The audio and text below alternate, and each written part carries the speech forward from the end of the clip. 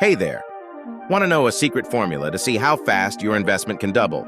It's called the Rule of 72, and it's simpler than you think. The Rule of 72 is a quick, easy way to estimate the number of years it will take for your investment to double in value at a given annual rate of return.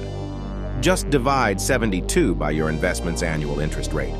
For example, with a 6% interest rate, 72 divided by 6 equals 12 years for your investment to double. Pretty neat, right? This rule isn't just for investors. It's a powerful tool for understanding the impact of interest rates on savings and loans too. Why not start using the Rule of 72 today to make smarter investment choices and set realistic financial goals? Loved learning about the Rule of 72? Hit that like button, share with friends who could use this tip, and subscribe for more finance hacks. Comment below your thoughts or any questions you have.